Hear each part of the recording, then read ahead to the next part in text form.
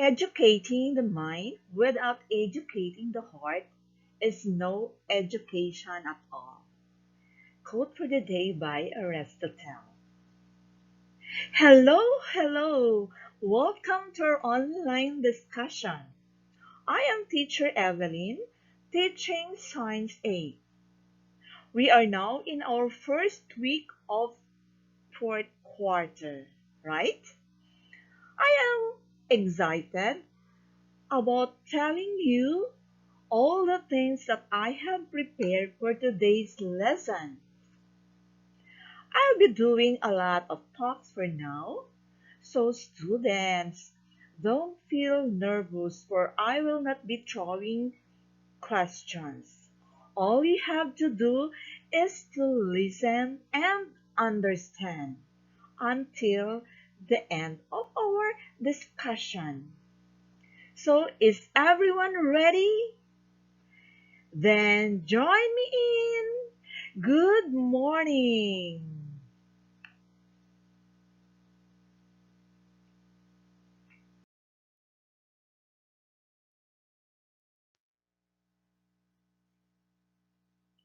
What did you have this morning?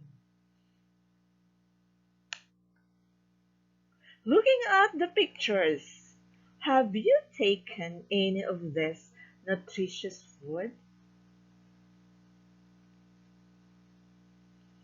If there's one thing everyone's love doing, definitely that's getting and eating food. Do you agree with me? Because I am also a food lover. Okay. And it is very visible because look at me, I'm not that thin. Anyway, our topic for today, the digestive system. So I'll be discussing the digestion process. The human digestive system is involved in the breakdown of food into simpler nutrients to be absorbed by the body.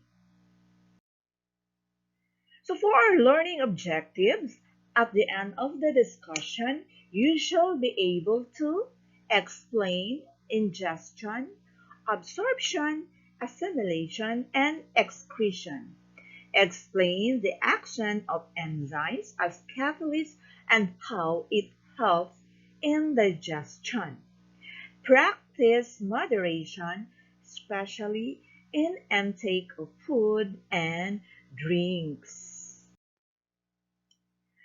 Take a look on the following pictures. Can you guess what part of their body they use for feeding? Some animals have their mouth and teeth, and some have their beak. For the snail, they have their radula. So their food, how important are the food?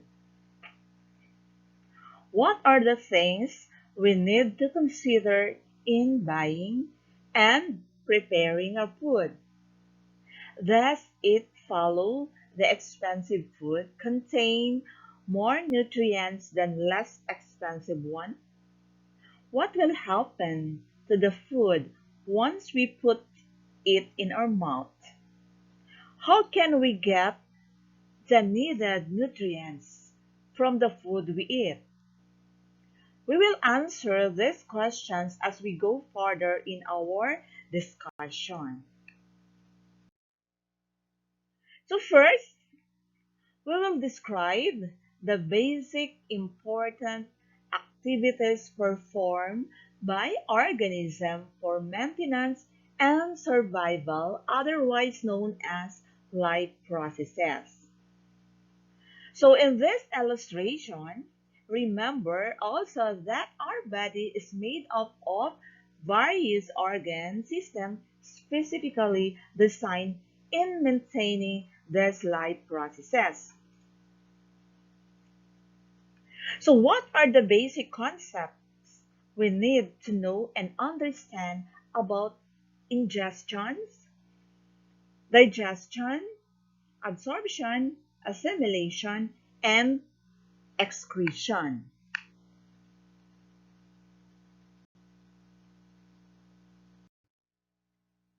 In order to survive, we must feed by ingesting solid or liquid food matter obtained from other organisms such as plants and other animals. The intake of food from these sources and the processes that convert food substances into living matter, which is known as the nutrition. So specifically, this mode of feeding found in animals and human. Okay, so now the human nutrition involve the following processes. So we have here the digestion process. So we have the ingestion, digestion, absorption, assimilation, and the digestion. So ingestion, this is the taking in food into the body. So under normal condition, we use our hands to put something like food, drink, medicines, and other substances in our mouth. So these cases where droplets and viruses may enter our body through our mouth.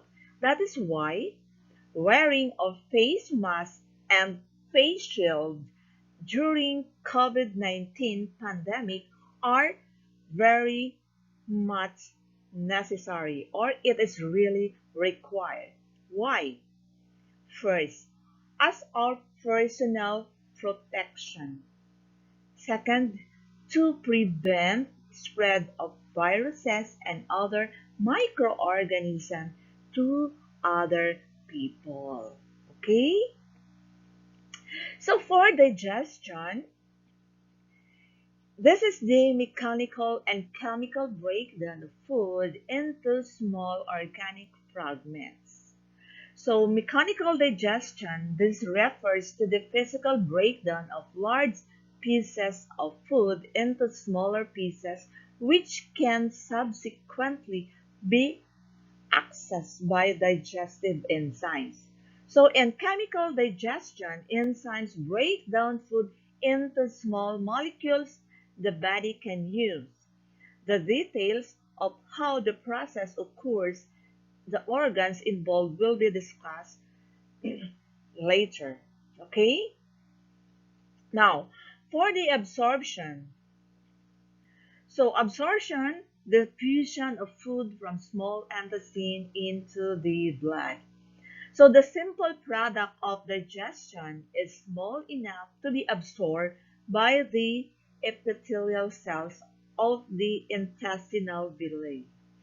Each day, the alimentary canal processes up to 10 liters of food, liquids, and the gastrointestinal secretions. Yet less than 1 liter enters the large intestine. And almost all ingested food, somehow 80% of electrolytes and 90% of water are absorbed in the small intestine. Now, for the assimilation, using digested nutrients to make new material. So assimilation, this is the movement of digested food molecules into the cells of the body where they are used. So you have the liver is important in assimilation. For example, the glucose is used for respiration to provide energy and amino acids that are used to build new proteins. Okay? So for the digestions, which is the removal of undigested waste material. So by the time chyme passes from the ileum into the large intestine, it is essentially an indigestible food residue. So some water and millions of bacteria. So the colon is the first part of the large intestine. It absorbs most of the remaining water. So this leaves semi-solid waste material called the feces, or we call it our poo-poo. So the feces are stored in the rectum. So the last part of the large intestine, that is where you can see the rectum. So digestion happens when this feces pass out of the body to the anus.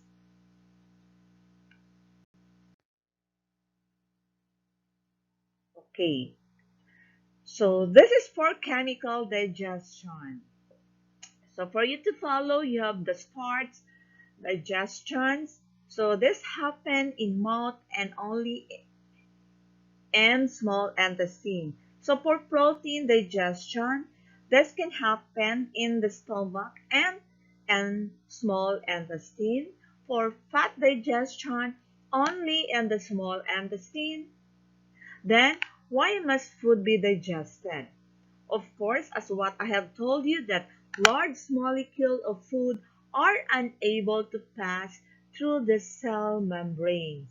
So that it must be broken down into smaller molecules so that they can diffuse through cell membranes into the bloodstream.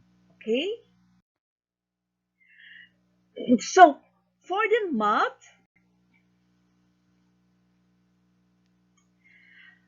mouth ingests food.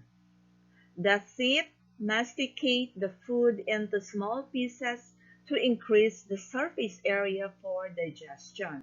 So usually the mouth produces saliva and the pH is 7. This moisten and soften the food. So starts salivary amylase, then maltose produce. The tongue mixes food with saliva and rolls food into a bolus before swallowing. So saliva, water in forms of water, mucus, and the salivary amylase. Okay, so I want you to take a look on this diagram.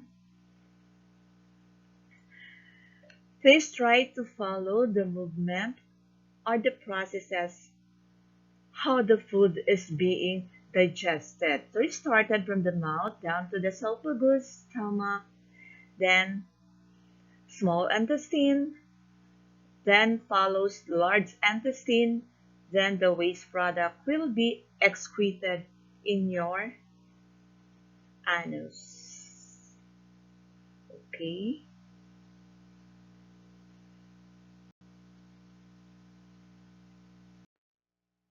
Now, try to look at what happened when you swallow the food that you take in.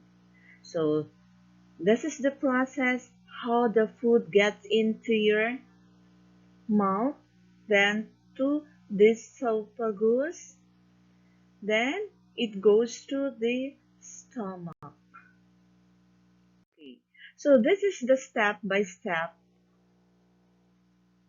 of swallowing. So just following the series of pictures, these represent the process of eating, chewing, and swallowing in food.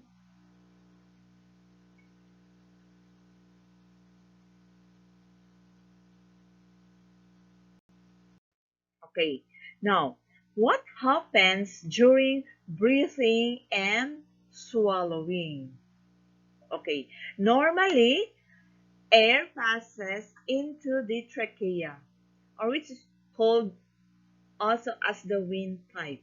So while food passes into the esophagus, during the breathing, the larynx is lowered and the glottis is open for the food to pass or enter, and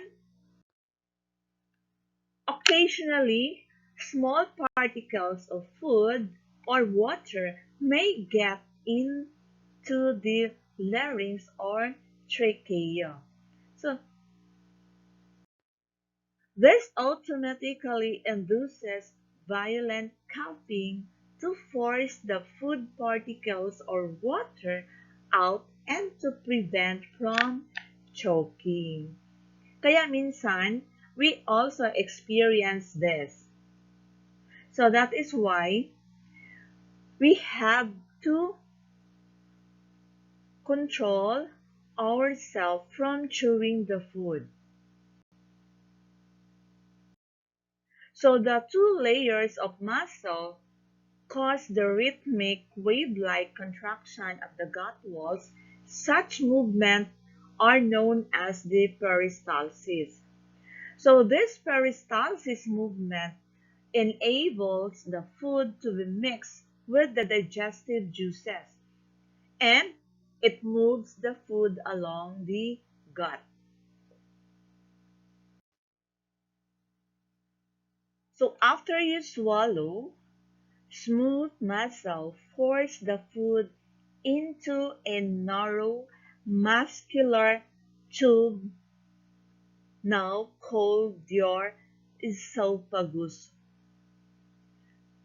So minimal digestion can happen here.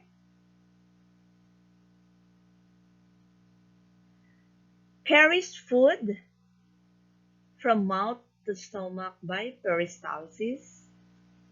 Esophagus has a circular and longitudinal muscle which are antagonistic. When circular muscle contract, longitudinal muscle relax and vice versa. So this is exactly its role. To carry the food you have swallowed to the next organ, which is the stomach. So its wall consists of several layers, which is the same composition along the whole of the remainder of the gut, except the anus. So muscle layers that surround the esophagus consist of an outer layer of longitudinal muscle and the inner layer of a circular smooth muscle. So these two layers of smooth muscle cause rhythmic and wave-like contraction of the walls of the gut. Okay, now peristalsis. This is such movement. So when circular muscle contract, longitudinal muscle relax. So the gut wall constrict but becomes narrower and longer. So what happened to the food? The food is being squeezed or pushed forward. Then gravity and slippery mucus lining helps push food down to help push the food down to. Normally, it will take about 7 seconds to make its journey. The partially digested food now enters a J-shaped organ called the stomach, which lies beneath the diaphragm and partly covered by the liver. So it has a thick muscles in its wall. These muscles contract to mash the food into a sloppy soup. Also, the stomach lining bears numerous pit lines with gastric glands which release strong gastric juices. Okay, so the stomach is guarded at the entrance and exit points by sphincter muscles which control the amount of food entering and leaving the stomach. So the stomach temporarily stores the food. The stomach muscle churns and mixes food, also with the help of the peristalsis. So with gastric juice to form the chyme. So gastric juice contain hydrochloric acid and enzymes like renin and the pepsin. So hydrochloric is very acidic. We have the pH 2. So this can kill bacteria and other microorganisms as well as stopping the action of salivary amylase. So this provides acidic medium for gastric enzymes to work. So only protein digestion happen here.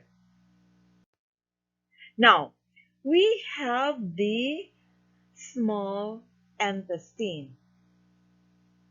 So after several hours in the stomach, the food is now quite different from the food you just swallowed earlier. So muscle contraction and enzyme have changed the food into a soft, watery substance. So in this form, it will be ready to move slowly into the next digestive organ. So your small intestine, okay, class, try to remember this. Your small intestine is subdivided into three parts. Okay? You have the U shape. So the U shape, that is what you call the duodenum, and the jejunum, and the Matt's coil, which is your ileum. Okay, so when stretched, the intestine is about 6 meters long. See, imagine it is also long. The small intestine, it is long. So, although physical and chemical digestion already took place in the stomach, the small intestine's wall lining still contains glands which secretes several digestive enzymes. Okay, so in the small intestines, chyme stimulates pancreas to secrete pancreatic juice, gallbladder to secure the bile, and intestinal glands to secrete intestinal juice. So all three juices secreted are alkaline. So the pH of this is 8.5. Okay?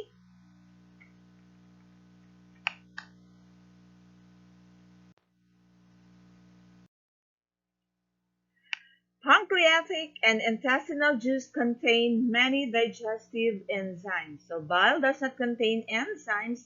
Bile emulsifies fats, increasing the surface area for lipase action. Okay, so try to look at the diagram for you to be familiarized where it is located. So you have here your bile duct, the bile. So the bile that is what we call the updo. So it tastes bitter. Then you have the pancreatic juice, the pancreatic duct, and also you have the intestinal juice. What is the role of digestive enzymes in the digestive process? So enzymes are organic catalysts, meaning they initiate or speed up chemical reactions. So they work well in temperature ranging from 300 to 400 degrees Celsius. So raw diets such as vegetable salad, fruits, nuts, vegetable fruit juices are rich with enzymes that hasten the chemical breakdown of food. Digestive enzymes are classified based on the substrate they work on. So try to look at the table 1, which gives us this summary of the specific enzymes which will act on specific food molecules and break down into simple, soluble, end product. Okay, so for the food molecules, you have carbohydrates. Then for the enzymes, still carbohydrates, and the end product of carbohydrates is this simple sugar. Now, for the food molecules of proteins, the enzymes is the protease or the peptidase, and the end product for protein is the amino acid. Now, for the food molecule of lipids or the fats, the enzyme is the lipase. Then the end product for the lipids or fats is the fatty acid and the glycerol. Then for the food molecule nucleic acid, the enzyme is the nuclease, and the end product for nucleic acid is the nucleotide. So I hope it is very clear. Now, is the colon the main region for water absorption? No. About 94% of the total amount of water passing through the alimentary canal is absorbed by the small intestine. So the large intestine absorbs most of the remaining 6% of water. Okay, so your rectum temporarily stores the feces, and the anus again this digest or removal of undigested matter. Okay.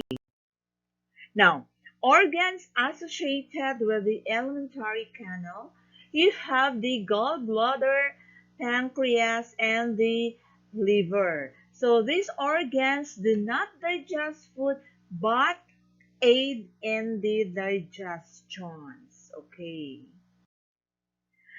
So for the gallbladder, this temporarily stores the bile, which is the smelly green substance secreted by the liver. So this secretes the bile in the presence of chyme. Bile breaks up large fat droplets into very small fat droplets to increase surface for the lipase action. So the bile emulsifies fats. Bile is not an enzyme, so it is not affected by temperature. Okay. Now for the pancreas. So the pancreas connects to the small intestine by pancreatic duct. So you have here the diagram, so please try to follow. So pancreas produces pancreatic juice. This secretes hormones like insulin, controls the blood glucose concentration, and the glucagon. This controls the carbohydrate metabolism. Okay?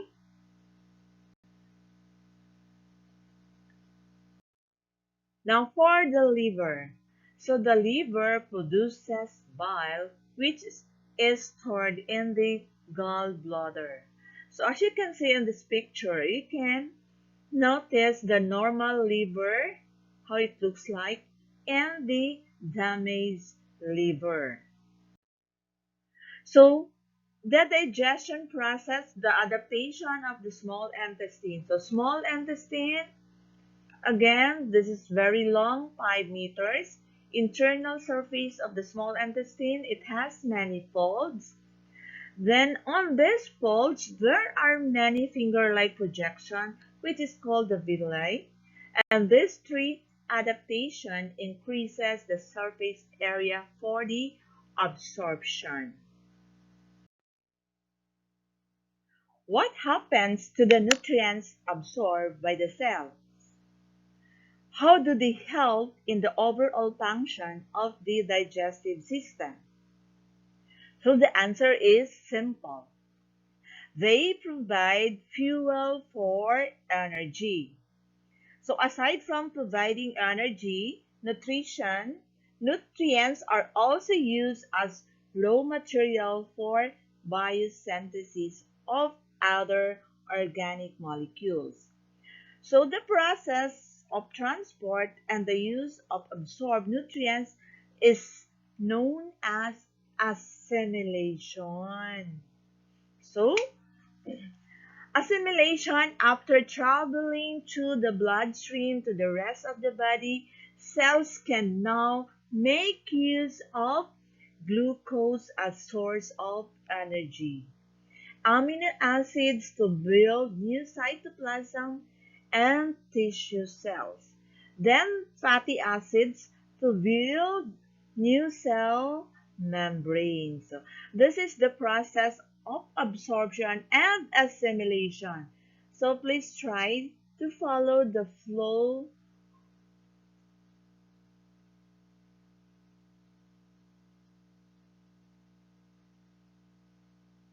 Okay. Wow, we are almost finished. Now we are on the liver. So the liver is the largest gland in your body. It is dark red and is made up of five lobes, three on the right and two on the left. It lies immediately below the diaphragm to the right side of the body. So class, take a look on the skeletal of skeletal structure of the human, the red one, that is the liver, and that is where it is also found. So its lower surface is in contact with the stomach and the small intestine, and has the three attached blood vessels, the hepatic portal vein, the hepatic vein, and the hepatic artery. So one of its many important functions is to aid digestion by producing an alkaline, greenish yellow liquid containing the bile salt and bile pigments, which is called the bile. Okay? So you have here listed the function of the liver. So first, regulation of blood glucose concentration. So too much glucose in the blood, insulin is secreted, then the liver converts that glucose into glycogen. Then it produces blood glucose concentration decreases. So production of bile. Okay, so another function of the liver is for iron storage. Red blood cells are destroyed in the spleen and their hemoglobin is sent to the liver to be broken down.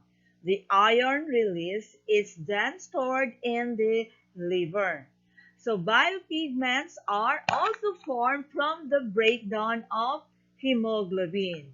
So don't you know, class, that it is the hemoglobin that gives color to your blood? Okay, now for the protein synthesis.